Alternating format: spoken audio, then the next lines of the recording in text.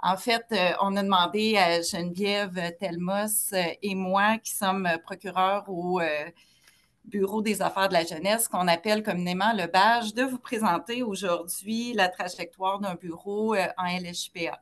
Donc, nous, on travaille dans le bureau du BAJ, qui est un bureau spécialisé là, qui traite spécifiquement les dossiers des jeunes contrevenants, donc des adolescents entre 12 et 17 ans. Donc, aujourd'hui, moi, je vais débuter en fait par vous parler des principes, des buts, des objectifs de la loi. Parce que c'est en comprenant vraiment l'esprit de la loi qu'on peut ensuite comprendre les mesures qui y sont prévues. Et Geneviève va vous expliquer là, par la suite quelles sont les alternatives possibles avec un dossier qui est traité là, en vertu de la loi sur la justice pénale pour adolescents. Donc, comme le mentionnait tout à l'heure le juge Proulx, en fait, nous, comme procureurs en jeunesse, on travaille à la fois avec la loi sur la justice pénale pour adolescents et avec le code criminel. Donc, comme procureur de la Couronne, nous, on va recevoir les dossiers d'enquête qui sont transmis par les policiers.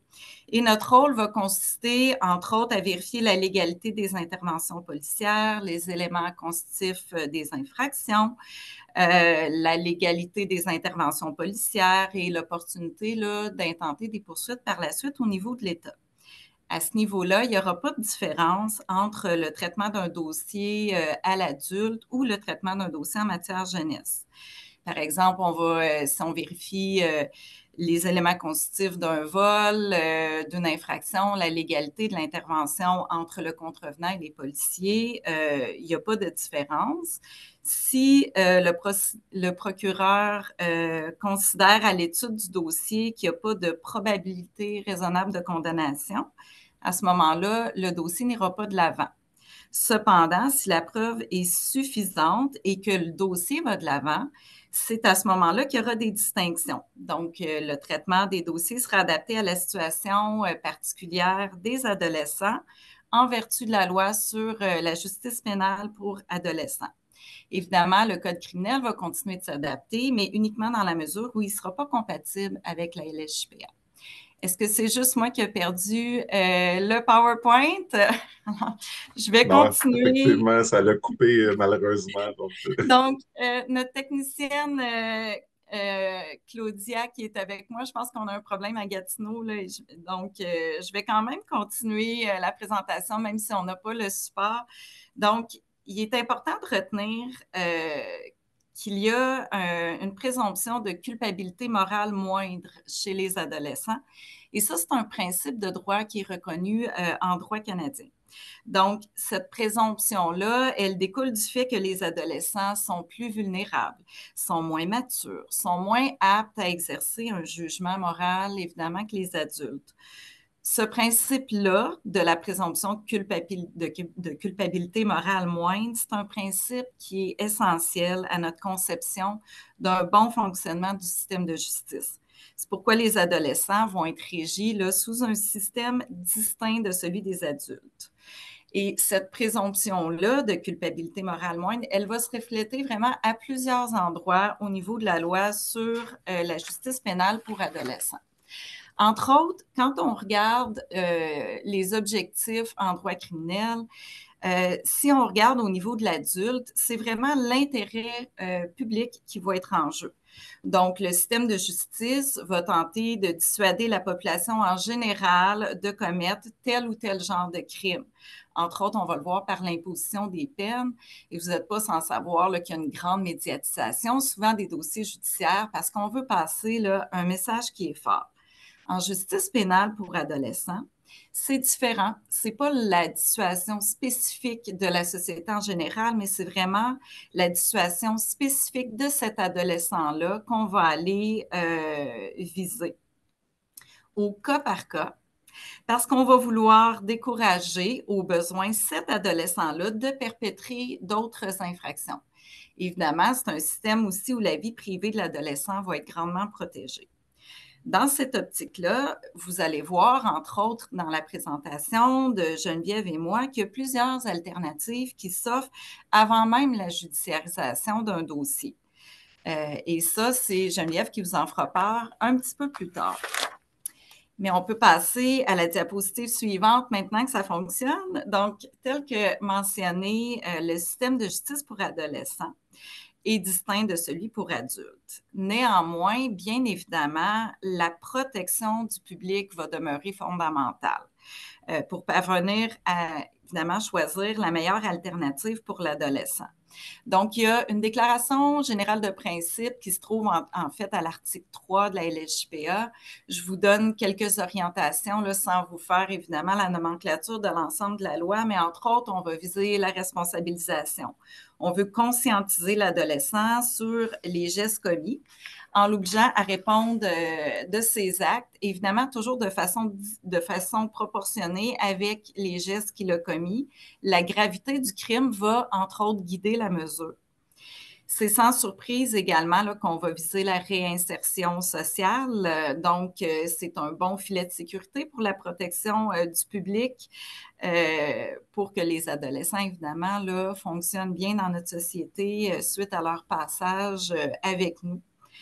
Et on va viser la protection durable également du public. On va tenter de comprendre quelle est la source de la criminalité. En fait, quels sont les facteurs qui ont mené aux agirs délinquants pour pouvoir adapter ensuite les mesures spécifiquement pour tenter d'enrayer la problématique qui a mené au crime et ainsi éviter la récidive. Donc, à la diapositive suivante, on va voir que ces mesures-là, en plus de respecter le principe de la responsabilité juste et proportionnelle, donc la gravité du crime versus la responsabilité morale de l'adolescent, donc ces mesures-là doivent également viser à renforcer le respect de l'adolescent pour les valeurs de notre société, favoriser la réparation des dommages causés à la victime et à la collectivité, et à offrir des perspectives positives aux adolescents compte tenu de leurs besoins, en faisant participer dans la réadaptation et la réinsertion sociale diverses personnes, telles que les pères, les mères des délinquants et aussi des organismes sociaux. C'est sûr que les parents peuvent être un bon filet de sécurité dans l'encadrement des adolescents. Également, les adolescents peuvent bénéficier de différents ateliers et programmes dans le cadre du processus. Chaque région a des programmes qui lui est propre, mais par exemple, un adolescent peut bénéficier d'un atelier sur la gestion des émotions, de programmes en lien avec la sexualité, avec le consentement, avec la cyberintimidation. C'est des groupes de développement des habiletés sociales. Si je peux donner un exemple, par exemple, moi, je travaille en Outaouais. Lorsqu'on a un jeune, par exemple, qui a été influencé par ses complices dans la commission de son délit, ou encore on constate dans la commission du délit qu'on a un jeune qui a de la difficulté à s'affirmer en présence d'autres de ses pairs. Mais à ce moment-là, on pourra le référer à un atelier que nous, on a qui s'appelle l'atelier Influence des pairs. Donc, c'est un atelier qui va l'aider à prendre conscience du lien entre la connaissance de soi, l'influence, qui va l'aider à le responsabiliser. C'est des ateliers qui sont donnés en groupe par, dans notre cas, notre organisme de justice alternative qui s'appelle l'Alternative Outaouais.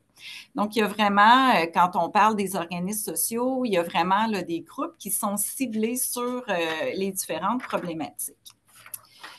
Maintenant, qu'on soit en matière criminelle, qu'on soit en jeunesse ou qu'on soit à l'adulte, les conséquences des crimes sur les victimes sont les mêmes. Alors, l'impact va être le même que ce soit un adulte ou un mineur qui ait volé la voiture ou qui a commis des voies de fait.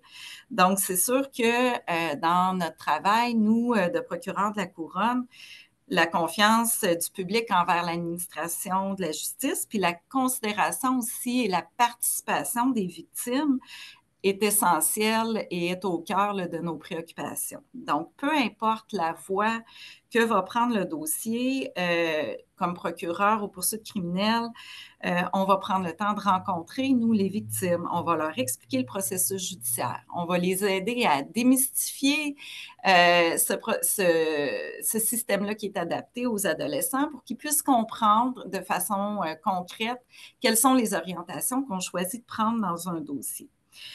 On va également encourager les victimes à participer au processus. Et l'implication auprès des victimes est aussi prévue dans la loi sur la justice pénale pour adolescents.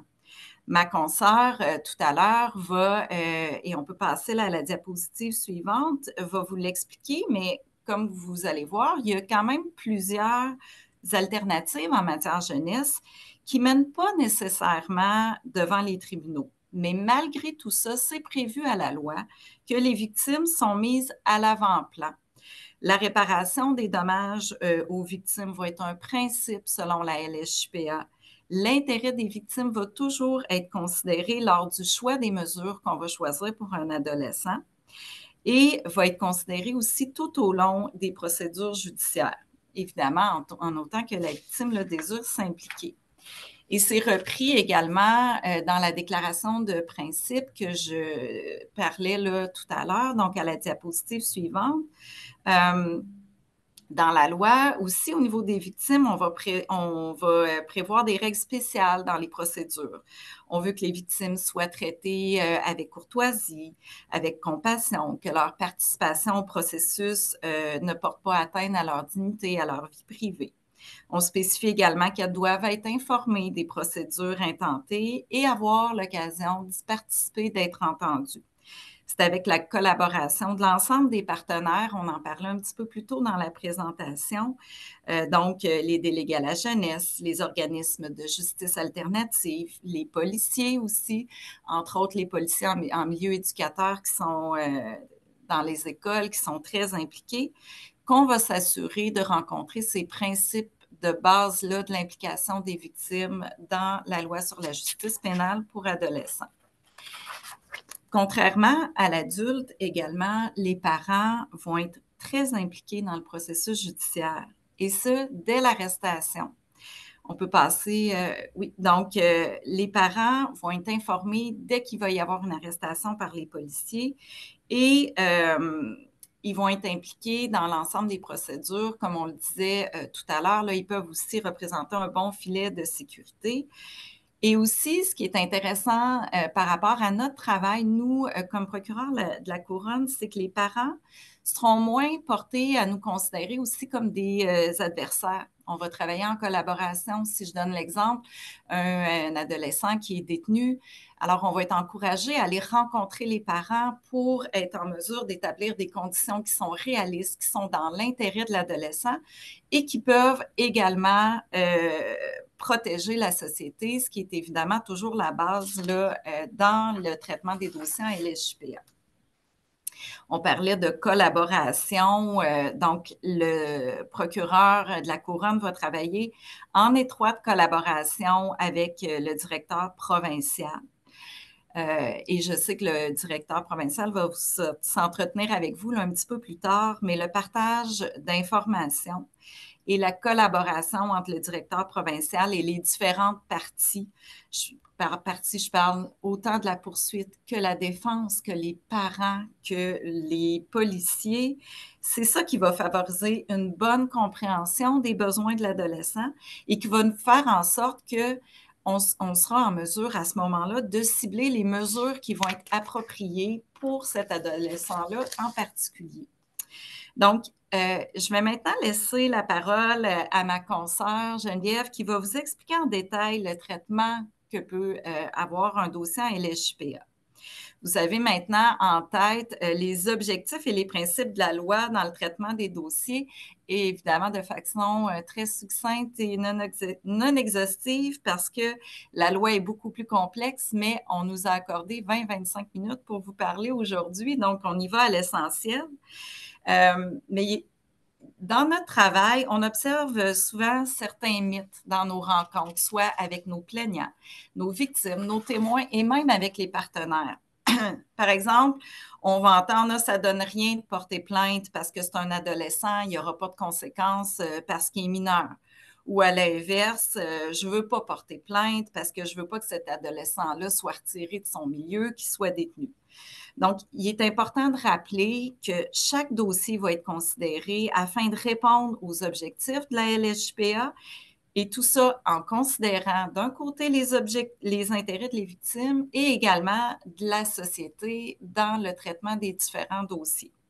La participation de l'ensemble des parties, des partenaires dans le processus judiciaire va permettre de particulariser des mesures adaptées à chacune des situations en ayant toujours pour objectif de responsabiliser l'adolescent fautif et de le dissuader de récidiver. Et pour y parvenir, il va être important à ce moment-là de comprendre ce qui est à l'origine de la criminalité. Et dans cette optique-là, il va y avoir plusieurs ressources, plusieurs moyens qui vont être offerts afin de favoriser la réinsertion sociale des délinquants mineurs. Et comme on le disait tout à l'heure, le but sera toujours de balancer les intérêts des partenaires parce qu'on travaille dans la construction, évidemment, des adultes de demain. Merci beaucoup, Christine. Donc, je vais enchaîner là, avec l'orientation d'un dossier en LGPA. Je vais commencer tout d'abord à vous expliquer des mesures extrajudiciaires. Donc là, lorsqu'un jeune commet un délit, celui-ci ne va pas automatiquement là, devant le tribunal après avoir été appréhendé ou arrêté par les policiers. La LGPA donne aux policiers un pouvoir qui est discrétionnaire d'appliquer les mesures extrajudiciaires dans certaines situations. Ces mesures-là, c'est une bonne façon de prévenir la récidive de la délinquance qui est juvénile. Le policier va évaluer en fait la situation et il va choisir une mesure qui est appropriée à appliquer ou il va choisir de procéder par une demande d'intenter des procédures. S'il choisit une mesure extrajudiciaire, il va l'inscrire au CRPQ. Vous pouvez voir dans le PowerPoint quelques listes de délits qui donnent ouverture à ces mesures extrajudiciaires que le policier peut appliquer. On peut parler d'un vol de 500 $, un recel de moins de 500 $, un méfait de moins de 500 $, obtenir une chose de moins de 500 $ par un faux semblant, etc. Il y a d'autres délits parmi la liste. Et également, là, le montant de 500 $, c'est simplement à titre indicatif. On peut passer à la prochaine diapositive, s'il vous plaît. Donc, le policier, lorsqu'il est face à une situation, il a le choix de 3 mesures. Il peut décider de prendre aucune autre mesure. Donc, le policier va faire une intervention auprès du jeune qui est verbale et minimale. Il va choisir cette mesure-là. C'est un geste, en fait, qui relève de l'insouciance du jeune et il n'y a aucune autre intervention supplémentaire qui est nécessaire. Le policier peut décider sinon d'appliquer un avertissement. C'est encore une fois une intervention verbale du policier, mais qui vise à ce moment-là à sensibiliser le jeune aux conséquences de l'infraction et à le réprimander pour sa conduite. Il y a également le renvoi. C'est encore une intervention par un policier, mais avec l'accord de l'adolescent, le jeune va participer à un programme dont l'application est gérée par un organisme de justice alternative. Pour l'application de ces mesures, l'adolescent doit reconnaître sa participation au délit. Donc, une négation mène vers une demande d'intenter des procédures de la part du policier. Les mesures extrajudiciaires que le policier va appliquer ne peuvent pas être mises en preuve dans le cadre de procédures judiciaires devant les tribunaux pour établir un comportement délictueux de l'adolescent. Et également, s'il y a échec de la mesure extrajudiciaire, il n'y a aucune autre conséquence qui peut être entreprise envers l'adolescent. Oui, mon Dieu, c'est déjà là. Je vais vous parler maintenant de la trousse sexto. Donc, la trousse sexto, c'est une intervention en milieu scolaire avec une intervention policière pour des délits relevant du sextage dans le milieu scolaire. Donc, c'est de transmettre ou de publier des photos ou des vidéos à caractère sexuel entre jeunes, via les technologies de l'information et de la communication. Cette intervention-là va mener à un dossier. Ce dossier-ci sera envoyé à un procureur aux poursuites criminelles et pénales au projet sexto@commercialdpcp.gouv.qc.ca. Et c'est un procureur de la Couronne qui va analyser le dossier et il va décider de l'orientation du dossier en constatant s'il s'agit d'un acte qui est impulsif ou un acte qui est malveillant. Pour un acte qui est impulsif, c'est un acte en fait qui est caractérisé par l'incapacité de résister à ses pulsions. Donc, lorsque le procureur analyse le dossier et qu'il convient que c'est un acte qui est impulsif, Cela va simplement donner lieu à une rencontre de sensibilisation avec la trousse sexto, avec les policiers et le jeune. Si toutefois il considère que c'est un acte qui est malveillant, donc qui est animé par de mauvais sentiments à l'égard d'autrui, cela va donner lieu à l'enquête traditionnelle. Cette trousse également n'est pas admissible en preuve dans le cadre de poursuites judiciaires, peu importe s'il s'agit d'un acte qui est impulsif ou malveillant. On peut changer de diapositive.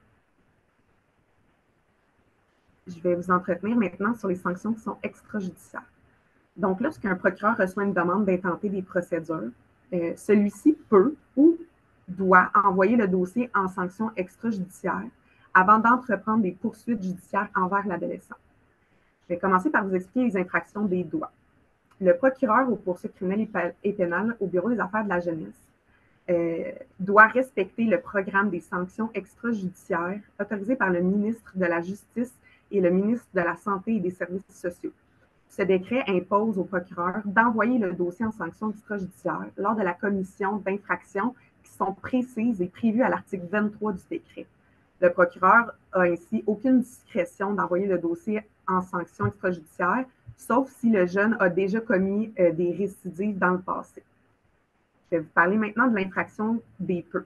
Pour ces infractions, le procureur au dossier a une discrétion d'envoyer le dossier de l'adolescent en sanction extrajudiciaire.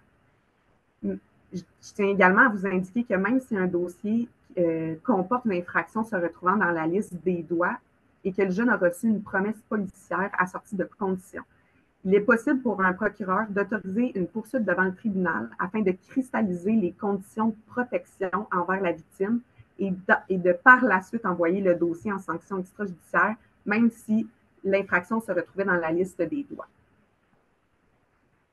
On peut changer de diapositive. Je vais vous parler également de l'évaluation 12-13 ans. Cette évaluation-là, c'est pour les jeunes qui sont âgés de 12 à 13 ans, qui commettent une infraction qui se classe dans la liste des peu. Donc, lorsque le procureur a pu user de sa discrétion. Toutefois, l'évaluation 12-13 ans oblige le ministère public d'envoyer le dossier du jeune en évaluation afin de déterminer si celui-ci a le profil pour les sanctions extrajudiciaires. Par la suite, le procureur des poursuites criminelles et pénales a la discrétion ensuite d'envoyer le dossier dans le programme de sanctions extrajudiciaires. On utilise l'évaluation 12-13 ans pour des jeunes qui ont commis une infraction qu'on considère qui est importante, mais on considère quand même que le jeune est très jeune, donc qu'il est âgé de 12 ou de 13 ans. Lorsque le dossier prend la voie des sanctions, celui-ci est référé à un délégué de la jeunesse qui va évaluer la situation et qui va déterminer une sanction qui est appropriée relativement au délit et à la situation du jeune. Lorsque les sanctions par la suite sont accomplies avec succès, le jeune sera acquitté par la suite des chefs d'accusation. On peut changer de diapositive. Le processus judiciaire, donc, vous pouvez voir qu'un dossier peut prendre plusieurs avenues avant que celui-ci prenne la voie du processus judiciaire. Lorsque le dossier du jeune va devant le juge et que celui-ci est reconnu coupable, une peine lui sera imposée par le tribunal.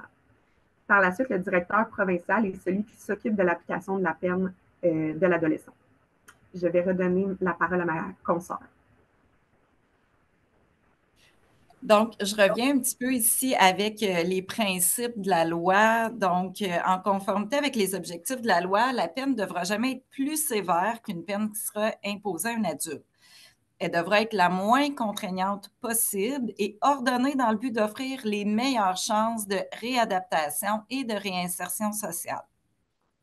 Cette peine-là devra aussi susciter la conscience et la responsabilité tout en dénonçant le comportement et tenter de dissuader l'adolescent. En fait, on entend souvent à l'adulte, je ne sais pas si vous avez entendu cette expression-là, des fourchettes de peine, des principes d'harmonisation des peines. Évidemment, la gravité des crimes et l'atteinte à la victime vont entrer en ligne de compte dans le choix de la peine qui va être imposée en vertu de la loi sur la justice pénale pour adolescents. Ça va de soi. Cependant, une peine pourrait rencontrer les exigences pour un adolescent et son complice pourrait recevoir une peine complètement différente en fonction des facteurs qui sont propres à cet adolescent-là. les parties, telles qu'on le mentionnait, là, doivent être informées des mesures prises, puis encouragées à offrir leur soutien. Donc, on parlait tout à l'heure, entre autres, des parents, les victimes et toute la collaboration là, au niveau du choix de la peine qui va être demandée par la poursuite ou octroyée par le tribunal.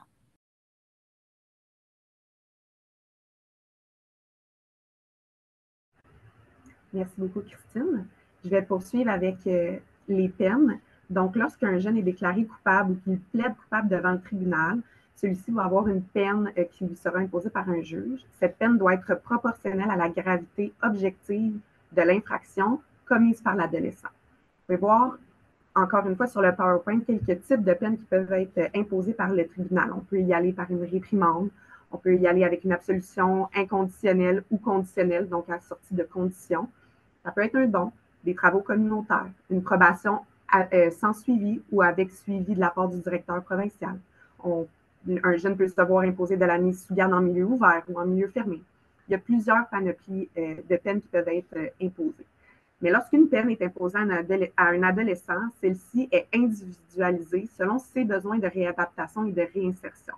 Donc, en fait, ceux qui croient en fait que les sentences sont trop élevées ou sont trop bonbons, il y a un travail de réaliser en amont pour que la peine réponde aux besoins du jeune.